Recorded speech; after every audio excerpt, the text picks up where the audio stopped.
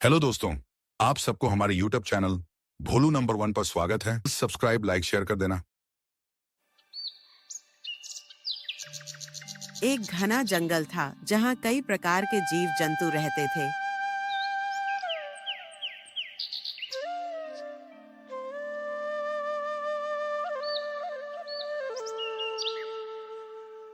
उसी जंगल में एक तेज और चतुर हिरण भी रहता था।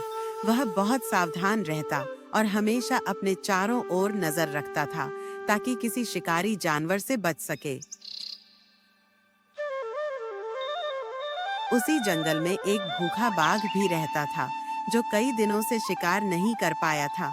वह कमजोर और थका हुआ था, लेकिन उसकी चालाकी अब भी बरकरार थी।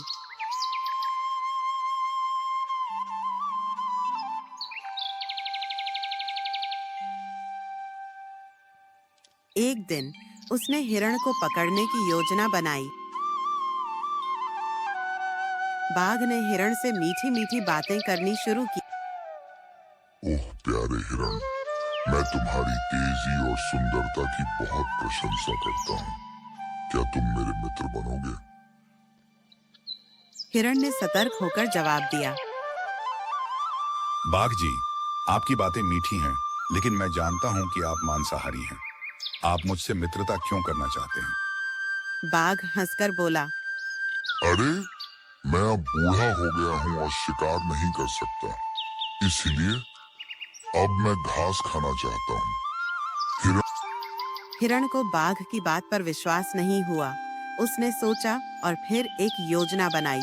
उसने कहा, अगर आप सच में घास खाना चाहते हैं, तो पहले मेरे साथ नदी किनारे चलिए।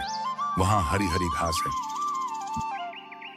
बाघ ने सोचा कि यह तो बहुत आसान शिकार होगा और वह हिरण के पीछे पीछे चल पड़ा।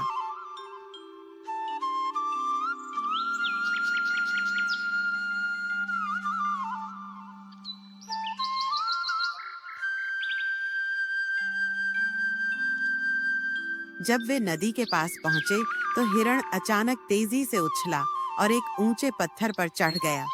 फिर उसने बाघ से कहा, बाघ जी, मैं जानता हूं कि आप कभी घास नहीं खाएंगे। मैं आपकी बातों में नहीं आने वाला। अब आप अपनी भूख मिटाने के लिए कोई और उपाय सोचिए। बाघ गुस्से से गरजा, लेकिन अब कुछ कर नहीं सकता था। हिरण की चतुराई से वह हार गया। हिरण खुशी खुशी जंगल में वापस चला गया और बाघ को पछतावे के साथ छोड़ दिया। सीख: बुद्धिमानी और सतर्कता से हम बड़ी से बड़ी मुश्किलों से बच सकते हैं।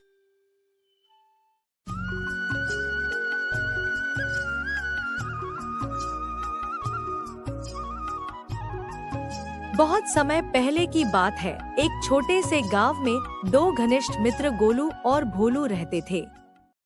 दोनों बचपन से साथ बड़े हुए थे और एक दूसरे की हर मुश्किल में मदद करते थे। एक दिन उन्होंने निश्चय किया कि वे जंगल की यात्रा पर जाएंगे।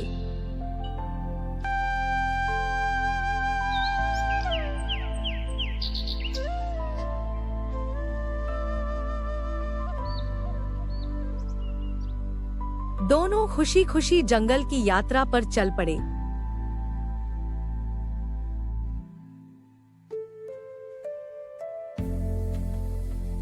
लेकिन जंगल घना और डरावना था।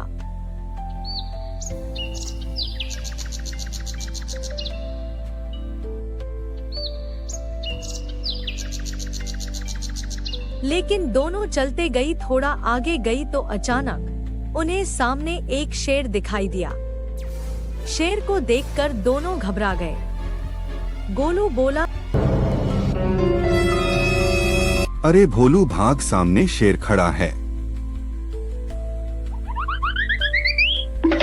गोलू को बचपन से पेड़ों पर चढ़ने का अच्छा अभ्यास था, इसलिए वह जल्दी से पास के एक ऊंचे पेड़ पर चढ़ गया।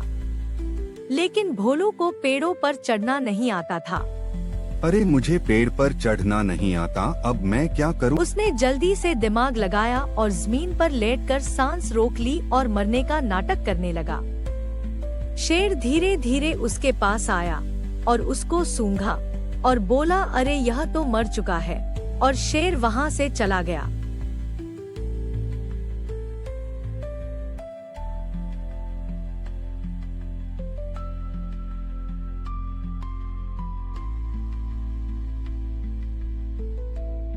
तो गोलू पेड़ से नीचे उतरा और हंसते हुए बोला, अरे भोलू शेर, तुम्हारे कान में क्या कह रहा था?